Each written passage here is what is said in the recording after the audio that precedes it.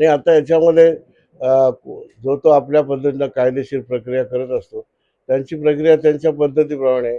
आमची प्रक्रिया आमच्या पद्धतीने झालेली आहे. मान्यता मिळाली याचा अर्थ स जो सभापतींनी जो निर्णय दिलेला आहे, तो यथायोग्य झालेला आहे. त्यामुळे आता बाकीच्या प्रक्रियेला बद्दल चर्चा करणं किंवा मत व्यक्त करणं मला वाटतं काही उचितपणाचं नाही. पुढे ठाकरे जर पुढे कोर्टामध्ये गेलात तुमच्या 6 जणांच्या विरोधात, तर तुम्हाला काही अडचण येऊ शकते का? त्याबद्दल तुम्हाला साशंक आहात का तुम्ही? नाही माझ्या माहितीप्रमाणे आम्ही काही साशंक नाही आहे. ज्या अर्थी सभापतींनी परवानगी दिली त्यांनी देखील या सर्वांनी कायदेशीर बाबी तर हाताळल्याच असतील.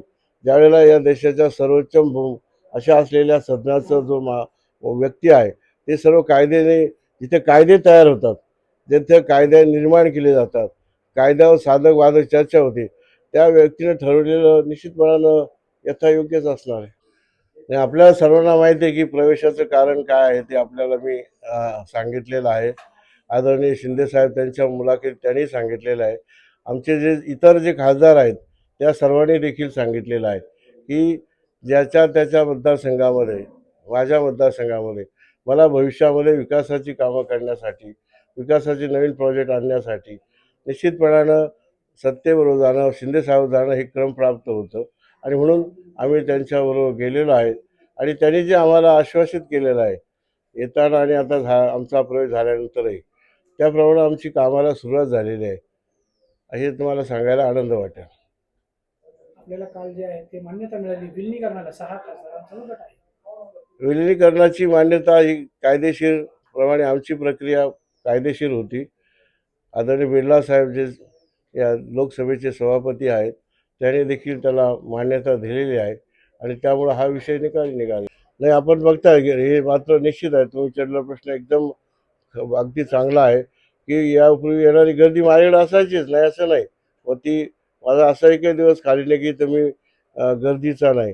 पण आता मात्र लोकांच्या अपेक्षा वाढलेल्या आहेत. मतदारसंघामध्ये लोकांना विश्वास वाढलेला आहे की आपली योजना होतील, विकासाची कामं होतील, या अपेक्षा घेऊन आता लोक माझ्याकडं कार्यकर्ते असतील, जनता असतील, नागरिक यायला लागले आहेत. हे चित्र मात्र निश्चितपणानं चांगलं लक्षण आहे, कामाचं लक्षण आहे. आणि आपल्याला माहिती करता सांगतो की हा प्रश्न मी लोकसभेमध्ये आदरणीय गडकरी साहेबांना विचारला होता. त्यावेळेला त्यांनी यासाठी निधी उपलब्ध केला. त्यानंतर हा अनेक वेळा टेंडर होऊन हा रस्ता नेहमीच कमी टेंडरिंग होतं, म्हणजे लो येऊन घेतलेला आहे. 20%, 30%, 40% तो लो घेतलेला आहे आणि त्यामुळं हा रस्ता खऱ्या अर्थानं गेली अनेक वर्ष झाला आणि याची विस्तारपूर्वक चर्चा झालेली आहे. ती तुम्ही ऐकली असेल. माझं त्यावरचं आणि गडकरी साहेबांचं संवाद देखील आपण ऐकला असेल. परत ही बाब मी परत निदर्शनास आणणार आहे. मी ते मला आपल्याला सांगायला वाटते काही ठिकाणी टाकले डांबर देखील उखडलेलं आहे, जसं महाबळेश्वर असेल तिथे देखील ह्या अशा अनेक गोष्टीचा मी पत्रपत्र एक ड्राफ्ट तयार केलेला आहे आणि तो येत्या अधिवेशनात त्यांना देणार आहे.